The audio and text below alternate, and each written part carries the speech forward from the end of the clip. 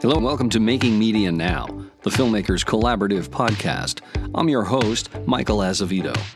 Joining me on this episode are documentary filmmakers Ellen Martinez and Steph Ching, co-producers and directors of Slumlord Millionaire, winner of the Audience Award at the 2024 DOC NYC Film Festival. The film explores the rapid gentrification of New York City neighborhoods and the housing crisis sweeping not only New York, but the nation. Told through the stories of a group of fearless residents, activists, and nonprofit attorneys who fight corrupt landlords and real estate developers for the basic human right to a home. The documentary premieres on the PBS series Voces on Monday, July 28th. It will also be available on all PBS digital streaming platforms starting on that same date. Median rents nationwide are at an all-time high, and in Manhattan, the average rent is nearly $5,000 per month. As rents increase, some landlords have become aggressive in getting long-term residents to leave, ignoring repairs, turning off heat and gas, and failing to eliminate mold and vermin infestations. The landlord's goal is to make the apartment so uninhabitable that residents are forced out, allowing the landlord to deregulate the apartment and charge a high market rate for a substantial profit. These actions drive up costs in the already unaffordable housing market and displace families who make up the fabric of these neighborhoods. Here's the trailer for Slumlord Millionaire. So this is my neighborhood. Generations have lived here. Everyone knows everyone. It's home to me. Our landlord does not want us in the building. New York City is driven by the real estate business. The rental market's extremely fierce and extremely competitive. The demand far outstrips supply. With the property values going up, the sharks come out. We've seen New York go from a working class city to a playground for the elite. They want to push out the community. All of these luxury towers that billionaires are sitting on to grow their wealth. There's a limited amount of housing, and the system has to get those homes from somewhere. Above the toilet collapsed. My little brother has asthma. It was because of mold. These are tactics that landlords use to push tenants out. Maybe this will make you move. You don't like the apartment, move out. They can do some easy renovations and then rent it out for 5 times the amount. When market rate is $5,000, anything you're going to build is going to be deemed luxury. This was my building. My home was taken away because of deed fraud. Everything that I've gone through in life was impacted by growing up housing insecure. The real estate industry is robbing people. We're talking hundreds of millions, if not billions of dollars. Housing court has become an eviction mill. This is a business to them. And they don't care if they're taking families' homes away. People that you push it are the ones that you come up to when you need a babysitter, when you want your laundry. Who do you come to? Us. Hi, we're coming around with a petition to oppose the luxury towers. It's unconscionable that the government is paying these developers to destroy our communities. Not only have these thieves stolen our homes, not only have they stolen our equity, they have stolen our lives. This city implements rent increases that make it nearly impossible to afford rent. Raise your hand if you want a rent rollback. Make some noise! Ellen Martinez and Steph Ching previously directed and produced After Spring, a feature documentary about the Syrian refugee crisis. The film was executive produced by Jon Stewart and had its world premiere at the Tribeca Film Festival. It was broadcast on Starz and received a Frontline Award for documentary journalism. Additionally, Ellen and Steph were both honorees on DOC NYC's inaugural 40 Under 40 list as directors. Making Media Now is sponsored by Filmmakers Collaborative, a nonprofit organization dedicated to supporting media makers from across the creative spectrum. From providing fiscal sponsorship to presenting an array of informative and educational programs, Filmmakers Collaborative supports creatives at every step in their journey. To learn more, visit filmmakerscollab.org. And if you're enjoying this podcast, as always, please do like, share, follow. Now on to my conversation with Ellen Martinez and Steph Ching. Ellen Martinez and Steph Ching, welcome to Making Media Now. Thanks for having us. It's good to be speaking with you both. We are speaking about your film called Slumlord Millionaire, which will air on PBS and will begin streaming on pbs.org and all of their associated digital platforms on Monday, July 28th. And your film was the winner of the Audience Award at the 2024 NYC Film Festival, and it explores the rapid gentrification of New York City neighborhoods and the housing crisis sweeping not only New York, but the nation. And so, Steph, I did want to kick off our conversation with maybe your thoughts on how you see your film as serving as a microcosm for the housing crisis on a national scale. You know, while we're based in New York City, the issue of housing and affordability is something that we're seeing replicated throughout the entire country. I mean, and it's not just in major cities like Boston, Chicago, LA, kind of any major city you can think of. But it is happening in, more suburban and rural areas too, where the cost of living and the cost of housing is just skyrocketing, and there aren't any guardrails really on the cost of, these basic human rights of having a home. So that's part of the reason why we wanted to make this film is, we are based in New York, so we wanted to focus the film on New York, but, talking to folks in other states and, sharing the film with them, we see that these are things that are happening everywhere. You see the same players who, own a lot of the properties in major cities, who is driving up the costs of housing, billionaire developers, having played a huge role in the gentrification of New York City, but again, all of these other places in the country. So, we really see this as, like you said, a microcosm of this issue throughout the country and, something that, is affecting all of us. Yeah, there was an interesting statistic in the film where 69% of New York City residents are renters, and about a third of that 69% of renters spend more than 50% per month on their rent. So, that's obviously a sizable chunk of your take-home pay every month. I'm curious, Steph, you mentioned that each of you do live in New York. When you were thinking about putting this story together, what type of anecdotal information were each of you working from, just in terms of the efforts that you've had to make to be able to afford to live in New York? Sure. Yeah, it's been really interesting. Both of us have lived in New York for a really long time, each of us about 20 years at this point. So we've seen a lot of neighborhoods change and the costs go up, year after year. And my family actually originally settled in New York City when they came to the U.S. So my family's from Hong Kong.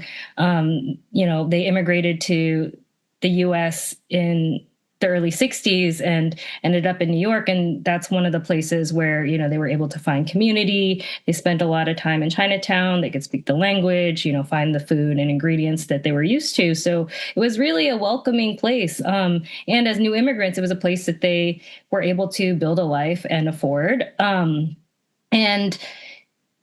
Watching what's happened in the last 50, 60 years, or at least my whole lifetime, has been really, really kind of devastating, seeing some of these neighborhoods be erased, seeing, some of our community being pushed out of the neighborhoods that we, grew up in. My family lives in Brooklyn, and they've lived on the same block since the mid 60s. And, within the last 5-10 years, most of the people that had lived on this block for a similar amount of time, several generations, have been pushed out, have had to, sell their homes or move out, or were bought up by, big developers. So this is something that, was really hitting close to home.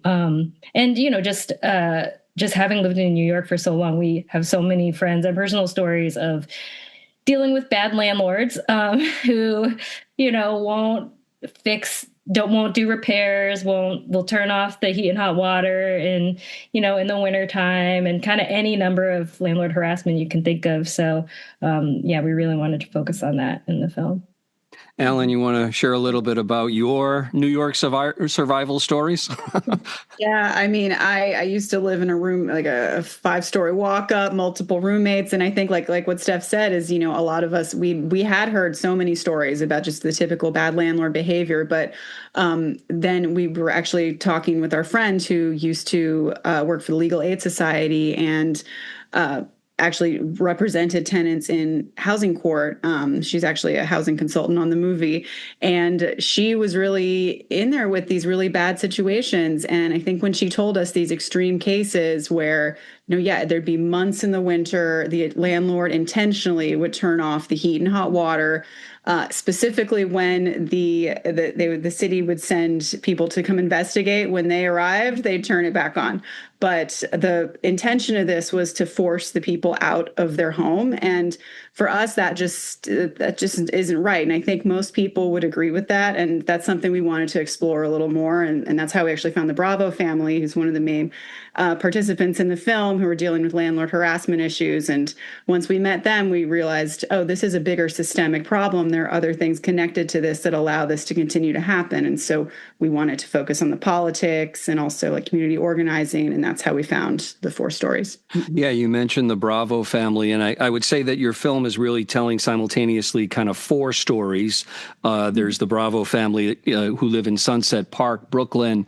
You tell the story of what's happening in Chinatown as residents and activists try to push back against the gentrification, specifically these mega towers, these luxury mega towers that are being built, which essentially just, they not only do they block out any view for the existing residents there, but essentially they make it impossible to coexist with this construction. There's also the story of a former supermodel from the 1990s, Janina Davis, who is really just scammed, and we'll get into her story a bit. She scammed out of a brownstone that she had purchased herself, and then finally there's a Bangladesh American activist named, is it Momita Hamed? Yes, who runs for city council to try to advocate for some of these issues that we're speaking of.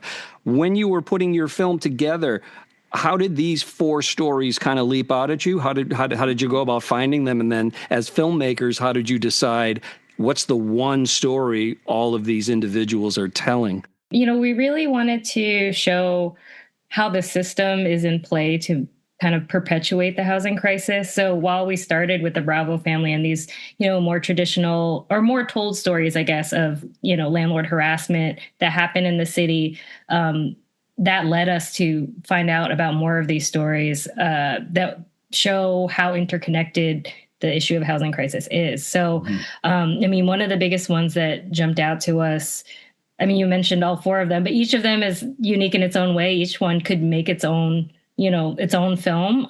But we wanted to show how the system works and why it's so hard to tackle this crisis. There's no kind of one magic bullet that will solve it. You really have to look at all the things that contribute to it. So the politics is a huge factor of that, and that's something that was a little newer to us.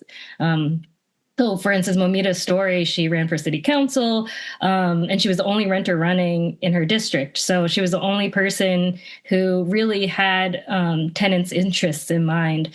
And despite most of the population of her district being renters as well.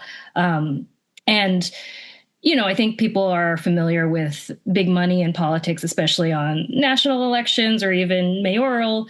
But for this to trickle down to every corner of local elections with this amount of money was something that was really shocking to us.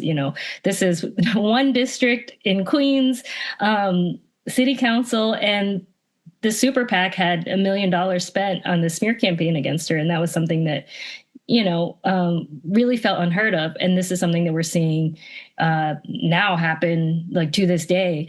You see these real estate super PACs being created to attack progressive candidates.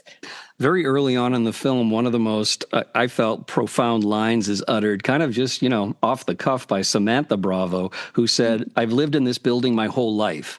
And that felt to me like such a telling statement because it was so indicative of what home means. And whether you're in a, 40-room mansion or you're in a 3-room apartment with your family, that is your home. And it's more than just a structure. But Samantha and her family, and I believe Samantha was in high school at the time. Is that correct? Yeah.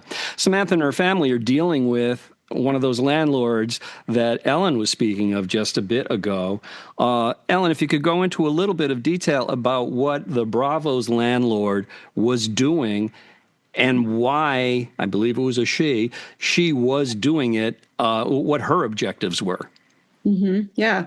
And first of all, just the thing you said earlier about that she's lived there for her whole life. This is her home. That is something that we really wanted to viscerally feel and get across in the film. I mean, sound design was really important to us, getting the appropriate B-roll of the neighborhoods, making sure that when you're watching the movie, you get a sense of the differences and the things that make each neighborhood special. I mean, you can hear, in her example, like in Sunset Park, she's like, oh, you hear different languages, you hear the music, and that's something we really wanted to, get across.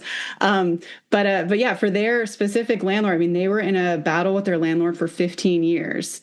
And just the amount of work that they had to do to, document everything that she did and actually go to court and file cases against her is really impressive. And that is something we wanted to show, that there is a way to fight back ultimately. And the burden of proof is most definitely on the part of the tenants.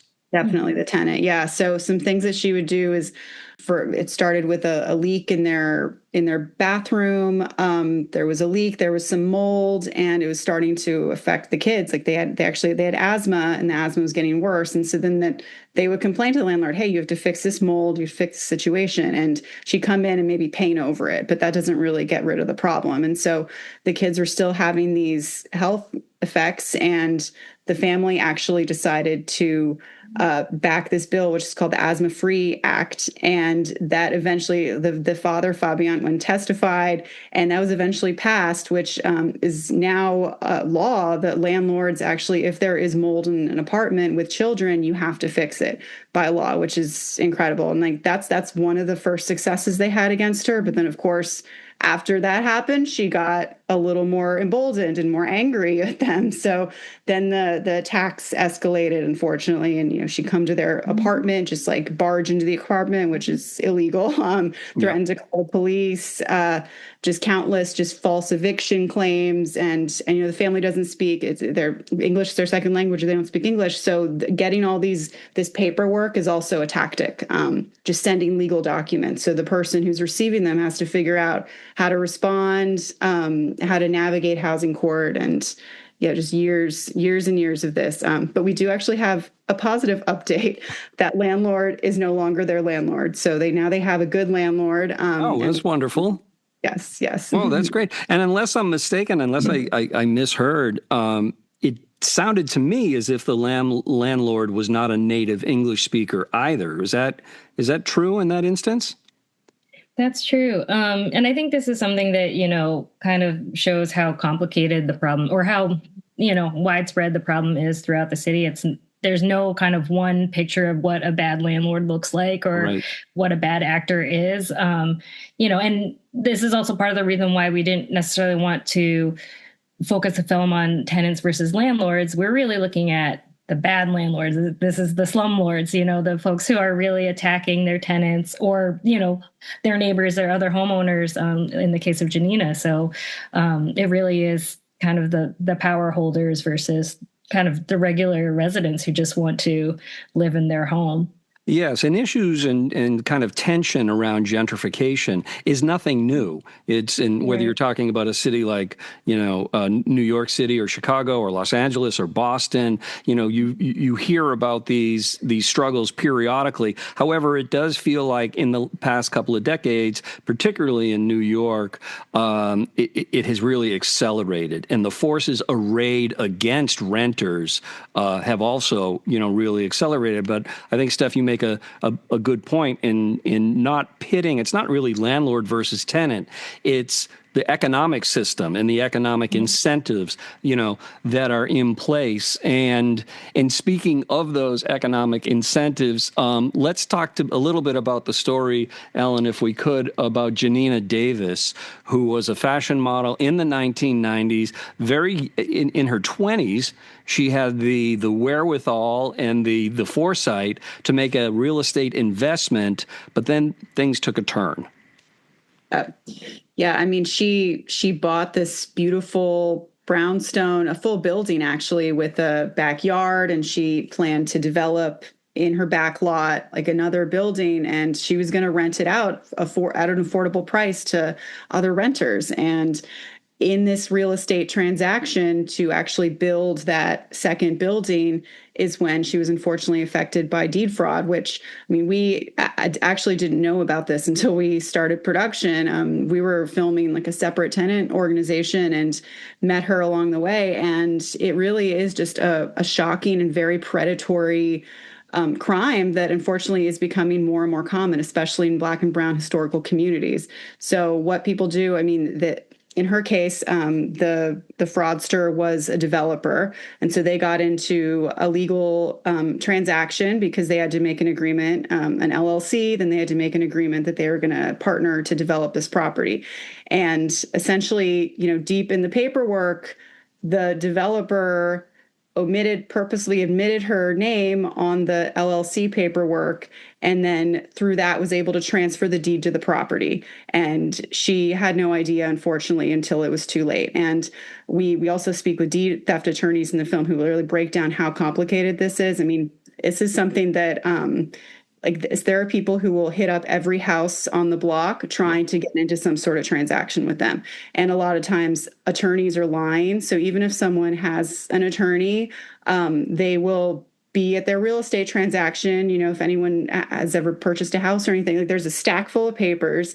You are not going to read every single day. You're trusting that your attorney has looked over these and these are all legitimate. And a lot of times the attorneys even are in on the scams. They're getting a kickback. And so it's very complicated. It's a lot, like even in court, it's very hard to prove. So yeah, we were happy we found her, and we hope the film can help raise awareness to this because this is really shocking and needs to stop. Yeah, and this illegal phenomenon you're speaking of again is called deed fraud, D-E-E-D.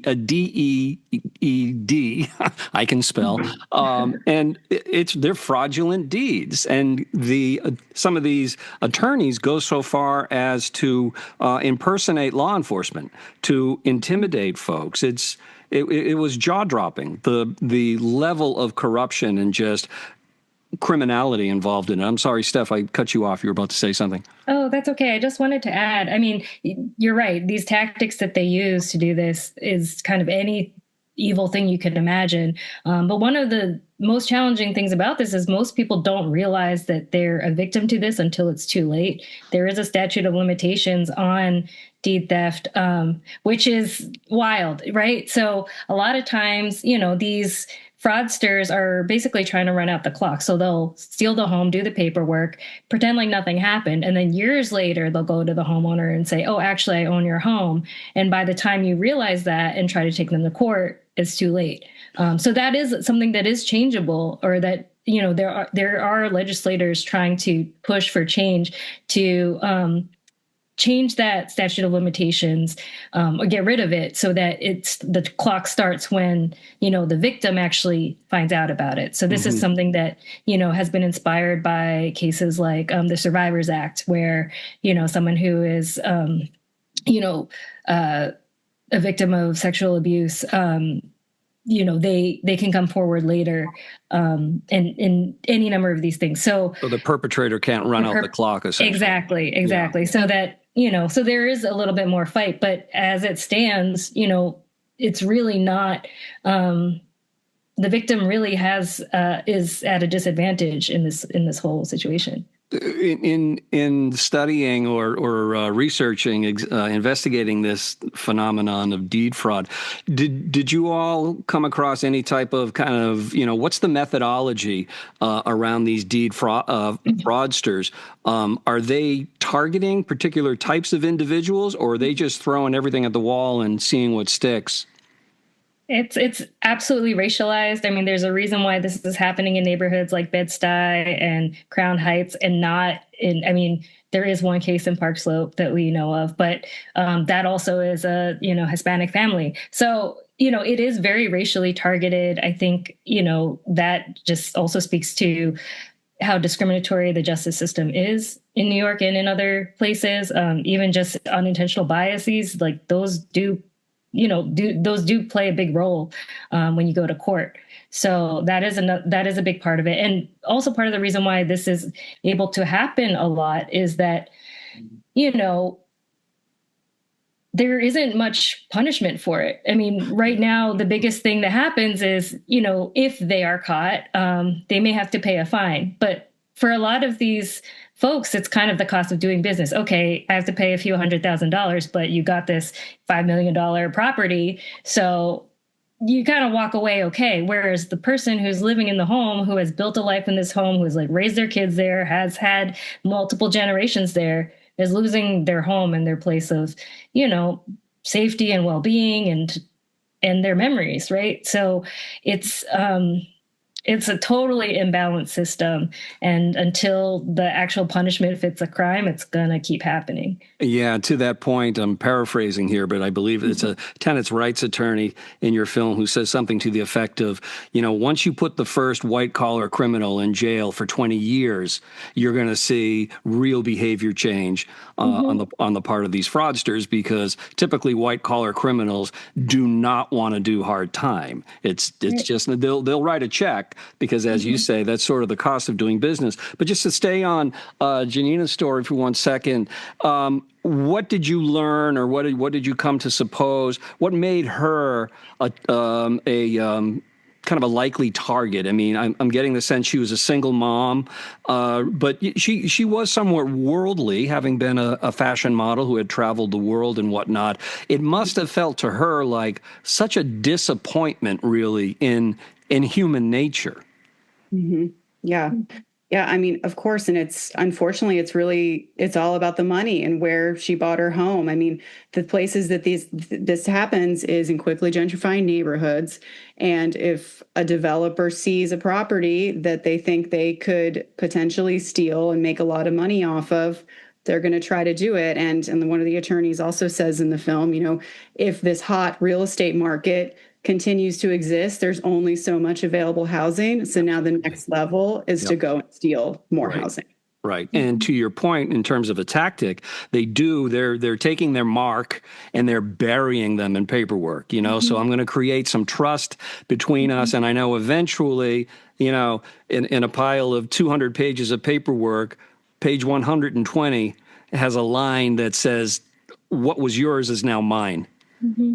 Yeah. Yeah, it's really despicable, too, because it is this gaining trust tactic. A lot of these cases are from, getting connected to someone trusted that or through somebody that We've even heard of cases where folks are introduced to the fraudster through, a clergyman, like a member of their church, so it's so unscrupulous. It's really kind of, it's truly just evil, kind of the advantage people take. And these are, a lot of the people that this happens to, it's like all walks of life who this happens to. Some, some people are folks who have had a building in their family, they inherited it, for many years. And then others are newer homeowners like Janina who, were able to build up her income and buy this home.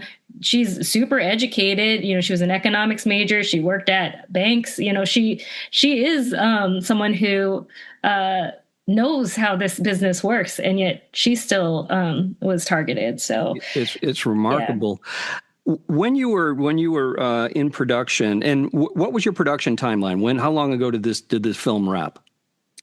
Most of production took place in 2022, so throughout 2022. Yep. Okay, so really not that long ago.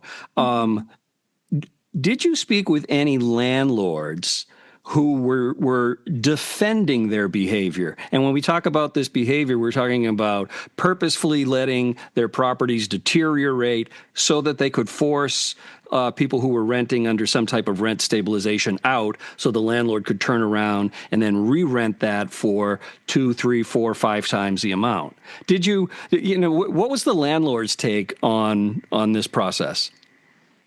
Yeah. So we did reach out to a few, some big real estate organizations declined to participate in the film. I'm shocked. We reached out to also the 2 developers and their developments that we mentioned in the film, and they also did not want to respond. And I think the evidence speaks for itself, really, in the stories that we follow. I mean, the Bravo family had thousands of pages of documentation of what this landlord did to them, and I think it is pretty clear. And she would make it clear, like, "Hey, I want to get you out," and it's pretty clear it's about the economics of she just wants to rent it for more money, and she did this to other places in the building, and that was what she wanted. But also, like Steph said, our film is called Slumlord Millionaire, so we very much focused on, the bad actors, but the difference between the big billionaire developers, the difference in power between the billionaire developers and how much they have to gain versus the smaller mom and pop landlords is very different. So in the RGB scene at the end of the film, we show how there's essentially like a vote every year from a committee that is selected by the mayor to determine how much rent goes up for rent stabilized units in New York. And we did show, the landlords for rent stabilized units do have a chance to speak and testify. And we showed their take too. And I think those are some examples potentially of the mom and pop landlords where it is like such a different scale between the billionaires and the smaller people. And like showing Janina as a landlord, they're also in this issue. Yeah, and to sort of underscore that discrepancy between the landlords and the renters also, you mentioned this RGB, which is Rent Guidelines Board. The tenants were there in person pleading their case to what seemed like a pretty implacable board of folks who were just nodding their heads a lot at them. But the landlords were told, don't show up in person because that might be a risk to you, right? And so they gave their side of the story, via Zoom. And yes, I'm sure one could make a case that, hey, their taxes are going up, their cost of living is going up. Whether that was commensurate with the increases in rent, we don't know. But in terms of those slumlord millionaires, one guy that falls into the multimillionaire category is a guy named Stephen Ross. And Steph, what can you tell us about Stephen Ross and how he plays into your film? Sure. He falls into the billionaire category. Billionaire. So that was another option. That's the sequel. For the title of the film, Slumlord Billionaire. But kind of to reiterate, a small mom and pop landlord has so much more in common with the Bravo family than someone like Stephen Ross. Stephen Ross is somebody who is a billionaire who built his empire with real estate. He doesn't even live in New York most of the time. He mostly is in like Florida and other places. He owns the Miami Dolphins. He owns the Miami Dolphins. He developed Hudson Yards, which in New York, you see it. It's very isolated from a lot of the rest of the city. It's kind of its own luxury, gated, fortress. So, not necessarily a person in the community, but his presence in the film was kind of surprising to us because this came about in Momida's case. So Momida, she ran for city council, and city council is a very important seat, but it's not a huge seat. You don't have a ton of power as a city council member. You do within your district in terms of deciding what funds go to different programs that are beneficial to your constituents, right? And that's one of the big things that she ran on was on housing. And when Stephen Ross and various other real estate developers saw that they had a candidate who was running not even to get rid of, real estate or anything like that, but just making it possible for tenants to organize a little easier or have more access to, tenants' rights information, they really struck down hard and just pumped a ton of money into this super PAC that, that created this really ugly smear campaign that ultimately worked. But the thing is, worked and kind of became a template to crush movements in other places in the country. And your film really tellingly points out the fact that after they were successful, the Super PAC was successful in defeating Momida in New York. They literally used the same materials and just changed the names and locations all across the country. Right. Yeah. It was literally a copy paste of, some images and, quotes that weren't even true. It did work. They just blasted out all these mailers and, people were just inundated with them. And, we saw this in New York with the most recent mayoral primary. This is a tactic that is used, and it's a very easy tactic for these billionaires to do, because all they have to do is write a massive check, and that amount of money is such a small percentage of their the money that they have. So It really doesn't affect them that much, whereas the impact of that is really, really harsh on grassroots campaigning. So in a city where close to 70% of the residents are renters, and to one degree or another, all of these renters are facing a version of what the folks in your film are facing, is it naive of me to think that, well, they would have strength in numbers? Why?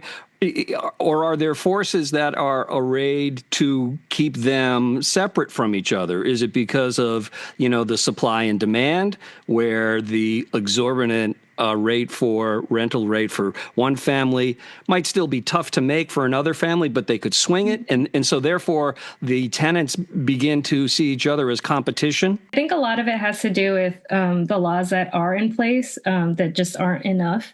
And things like the Rent Guidelines Board, right? The Rent Guidelines Board determines every year whether or not the rent goes up or down or stays the same. I don't think they've ever had a rollback, actually. So it's whether it is frozen or it goes up. It's like close to half of renters within New York City are rent stabilized. So this affects millions and millions of people within the city. And the Rent Guidelines Board is only 9 people, and they're selected by the mayor. So the way that the board is broken down is you have 2 owner representatives, so they represent landlords and all that, and then 2 tenant representatives, but the rest of the 5 are public voters, and that could be anyone. But if the mayor is very has interests in real estate, they tend to appoint people in that 5 public members who are landlords or would vote that way. So it really isn't an even vote. You're usually, like 7 against 2. That's kind of the breakdown always.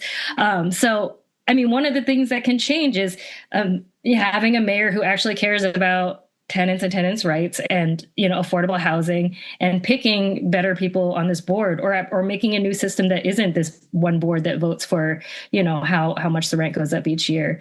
Other things, our housing court is a huge obstacle for folks. And that's kind of what, again, perpetuates the system, because it is so imbalanced, and, who has access to, Yeah, Alan, give us a sense of what that housing court scene is like. It's Kafkaesque is what came to mind when I was watching it.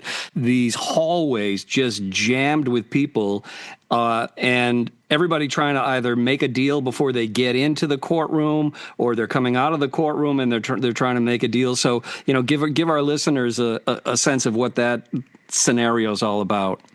Yeah. I mean, housing court, a quote from one of the attorneys is, housing court's a nightmare. Like even for the attorneys, because it's just so chaotic, so busy. And there's just an overload of cases that, like there have to be hallway negotiations. People do want to get an answer quickly if they can. And the reason that it is so crowded and so busy is because these big real estate firms and these big real estate companies have the money to initiate eviction cases, tons and tons of eviction cases, specifically in neighborhoods that are, being potentially like gentrifying or could be like money making areas.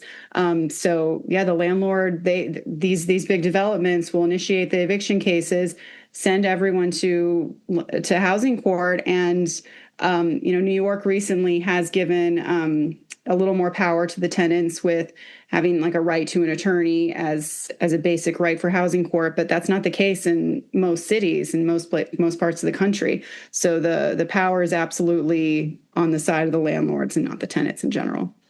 So the current mayor of New York is Eric Adams. Before he was elected mayor, what was he saying that he was going to do or attempt to do to address the continual rising rates and the downstream ill effects of gentrification? And has he done them, I guess, is what I'm asking. I can't speak too much about his campaign promises. I think we can only really speak to what has happened in the last few years of his him being in office. And, things have just gotten worse. I think, again, one of the big examples of this is the Rent Guidelines Board. He appointed these people, and they clearly are, have interest in the real estate industry, not interest in the general public and general residents of New York. So you can just follow the money and see where the interests go. And I think this is why also it's so important to have a mayor that does listen to constituents and actually cares about the people who live in this city, who actually lives in this city. That's another thing is, we should elect someone who lives here. So you would think that would be a basic thing. But yeah, I mean, renters are the majority. And again, homeowners, like people should be able to own homes, right? But, not at the expense of, so many people not being able to have a place to live. It's one thing to own a home and rent out, the other floor like Janina did and be a good faith landlord who actually cares about their tenants. It's another to be someone like Stephen Ross who, has these multi-million-dollar developments where no one can afford to live in them. And, a bunch of them stand empty because people actually can't afford to live in these, $1 million like one bedroom boxes. So, yeah. There's a particular tax break for real estate developers that is examined in your film called a 421A program. Ellen, can you tell us what that's about?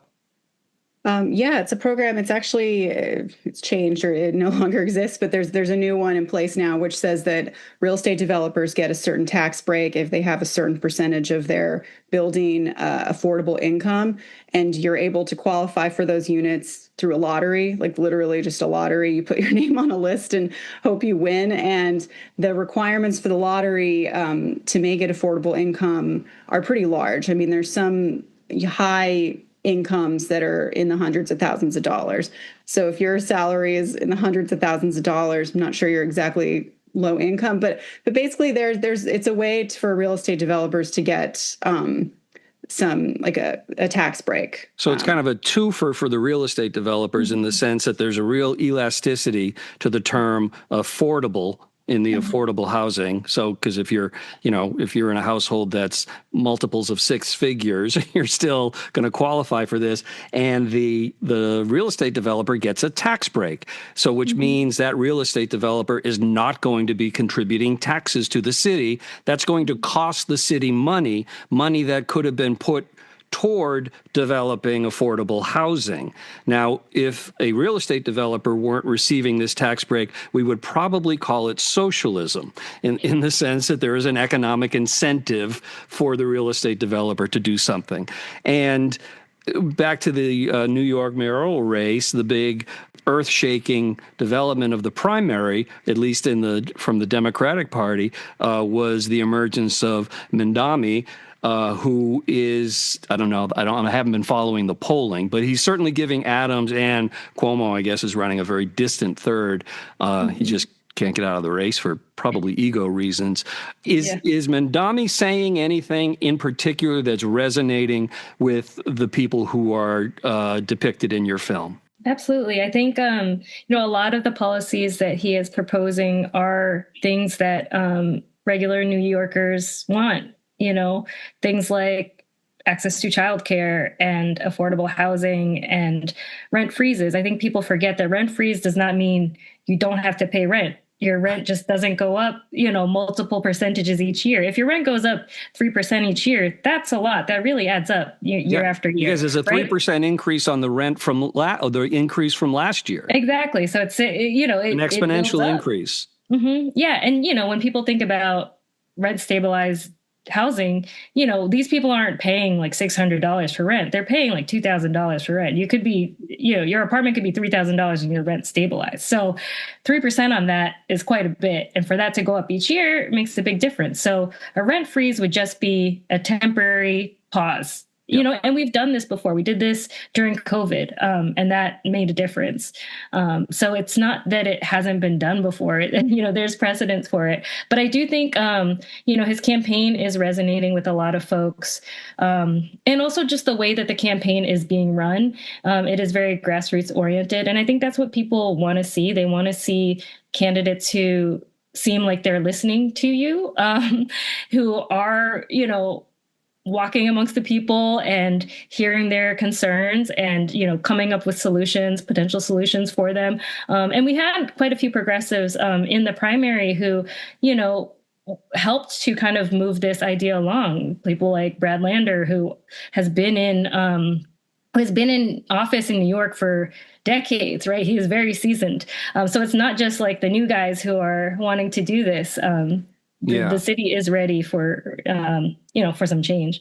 And if a new mayor comes in, is the new mayor have the ability to completely change the profile of the Rent Guidelines Board, or are those folks in for a term of predetermined length? They are in for a term. So I believe the term is usually somewhere between 2 and 4 years, and it's staggered. So it's not the whole. The whole board doesn't get reappointed each year. Right. So a certain number of those, their term will be up. So it will take some time for the guidelines board to, the landscape to change. But, at least moving in a more kind of equitable direction would be nice. Ellen, you had mentioned that you wrapped production in 2022. And when I was watching your film, I was thinking about, the mix of ethnicities that are represented, as one would think. You're talking about New York, right? It's literally the melting pot of the world. But there were activist protests, and there were marches, and there were gatherings. And I kept thinking to myself, are people doing that now, given the crackdown on immigration, the ICE enforcement that's taking place? Are people less likely, less willing, less maybe courageous about being vocal, particularly if they belong to certain ethnicities? And how might that factor into what type of leverage, what little leverage, renters have? Yeah, good question. I mean, I think it's definitely a changing time and a scary time right now for a lot of people. And people, all the housing justice organizations are definitely thinking about this, and this is front of mind. So perhaps maybe some of this will go a little to Zoom, but people are absolutely showing up in person. Those rallies are still happening. The actions are still happening. And I think they're going to continue to happen. So just to sort of play devil's advocate here, or actually rich guy advocate here for a moment. Does anybody ever say, well, you know what? New York, all the boroughs would be so much more improved if rich people just lived everywhere. Does anybody ever conceptualize the downstream effects of what happens when you make the biggest city in America unaffordable for 70% of its inhabitants? Right, because we're kind of there. It's at least an affordability part. I think that's why some of this massive development is very short-sighted. Development at the expense of an existing community. Because one of the things that makes a community safe and sustainable are having people from all different economics and being able to have all different jobs. I don't see a lot of these multimillionaires wanting to be teachers or nurses or, sanitation workers, right? And a city runs on people doing all sorts of things. So where are these people going to live? Are you going to truck in people from New Jersey to pick up your trash? That doesn't make sense. So, it does need to be a place that everyone can afford so that we can be an actual functioning city. Yeah, I think short-sighted is the appropriate adjective in that. And, as the three of us are speaking right now, the Senate just last night voted to strip PBS and NPR of their funding. The vote now goes to the House. By the time this podcast airs, barring some miraculous growth of a spine on part of certain House members, NPR and PBS will have their funding, at least for the next budget year, clawed back. As filmmakers who make documentaries and whose documentaries, I know PBS isn't the only platform that your documentaries show up on, what will be lost? And how will you continue to tell the stories that each of you just tell so well? Yeah, I mean, it's devastating. It's completely devastating. This cut of the financing for PBS our film would not exist, pretty much. Our film was funded mostly by Latino Public Broadcasting, CAM, which is Center for Asian American Media, and Firelight Media through a fund through PBS. And there's really I don't know how we would have made this movie without the support of PBS. I don't even know where we would have distribution. So I think we're lucky that we're going to be shown in a few weeks, but many other films are not going to see the light of day, which is very sad. And, there's very little support for independent films today, and it's really devastating. Have you, and I know I'm catching you off guard with this particular question, but are you thinking about, these stories still have to be told, and in some way, shape, or form, they will find a way to be told. I'm just curious if each of you or the two of you together, if you've had conversations about what new possible outlets there might be or alternatives. Yeah, I mean, it's still early days. I think everyone right now is kind of just trying to think about what happens next. It is really hard. Like Ellen said, our film would not exist without PBS. And part of that is the subject matter. We're criticizing real estate.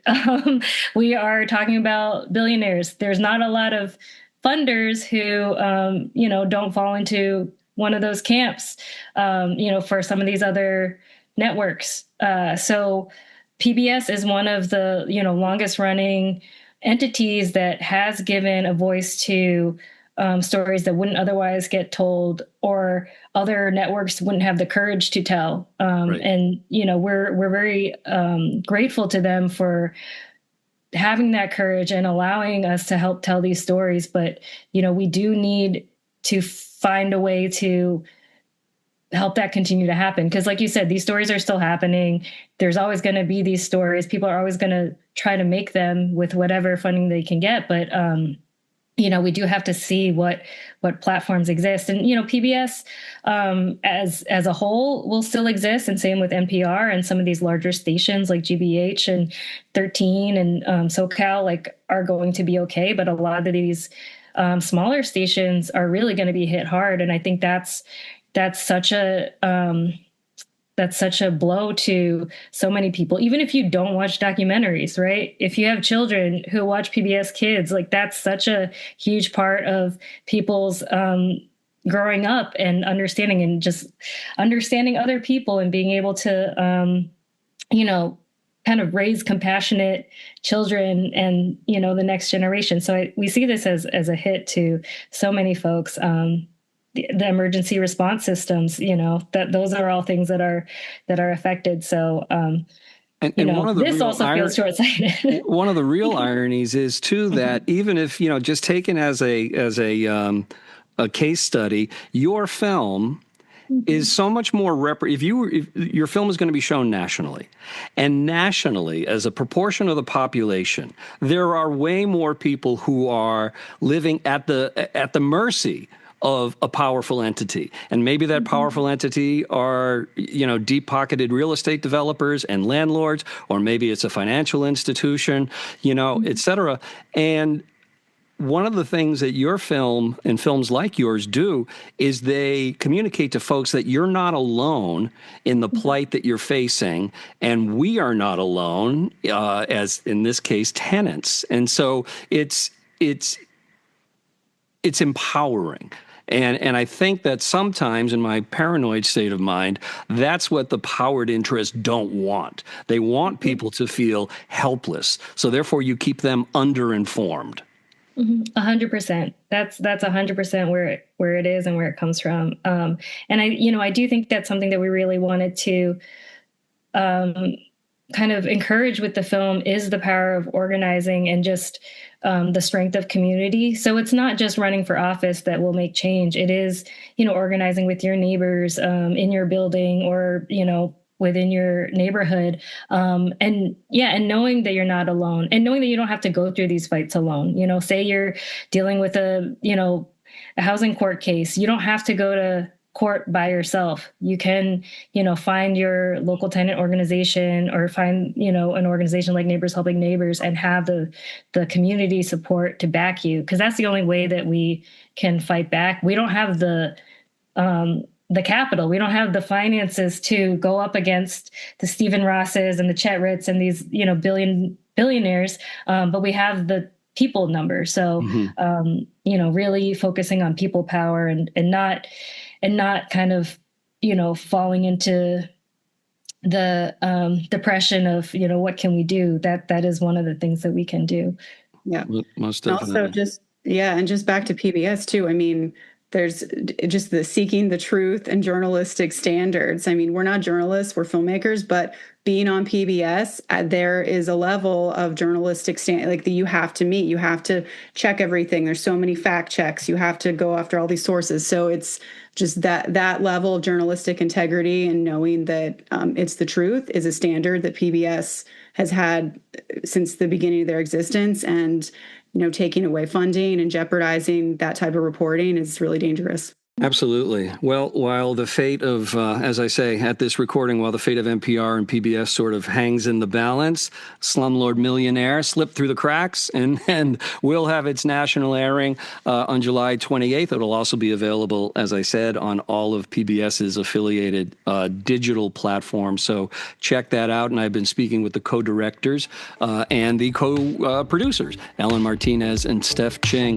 Thank you for your time. Thank you for your film. And I wish you the best with your future projects.